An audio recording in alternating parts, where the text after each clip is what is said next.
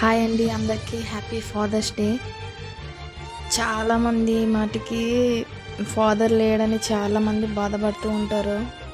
Father ఒకటే కాదండి, ప్రతి ఒక్కరు మన ఇంట్లో ఫ్యామిలీ మెంబర్స్ ఒక్కరు లేకున్నా మనకి ప్రతి ఒక్కటి ఇట్లా గుర్తుకొస్తూ ఉంటుంది. ఇట్లా లేరు కదా, ఇల్లు ఉంటే బాగుండే కదా, అమ్మన కానీ అక్కన కానీ ఎవరైనా కానీ ఫ్యామిలీ మెంబర్స్లో వాళ్ళు లేరని బాధపడకండి. ఉన్నోళ్ళని మంచిగా చూసుకోవాలి. కానీ ఎప్పుడైనా కానీ ఉన్నప్పుడే సంతోషంగా చూసుకోండి. కానీ పోయిన తర్వాత ఎన్ని కోట్లు పెట్టినా కూడా రాదండి.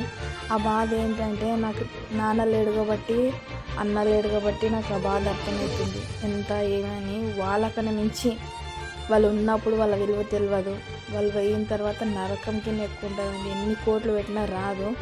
ఉన్నప్పుడే మంచిగా చూసుకోండి. మా మామయ్య గారిని అయితే, మాకు నాన్న లేడు కాబట్టి అందుకే మా మామయ్య గారిని నాన్న తర్వాత నాన్న అనే క్వశ్చన్ భావిస్తున్నాను అండి. చాలా అంటే చాలా మంచిగా చూసుకుంటాడు మమ్మల్ని కూడా. ఎంత ఉన్నా ఎంత లేకున్నా ఉన్నప్పుడే హ్యాపీ చూసుకోవాలి. కానీ లేనప్పుడు మాత్రం ఎన్ని కోట్లు పెట్టినా రాదండి. చాలామందికి ఉంటుంది కానీ ఏమో చెప్పలేము.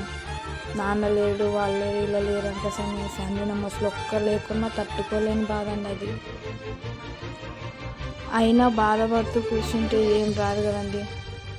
అందరినీ మన భావించి ప్రతి ఒక్కరిని ఇలా నాన్న వయసులో ఉన్న వాళ్ళని, నా విషయానికి వస్తే అందరినీ ఈ ఏజ్ బట్టి ఇవి అనుకోసని నాన్నలాగానే భావిస్తానండి. చాలా అంటే చాలా బాగా చూసుకుంటారు మా మామయ్య అయితే.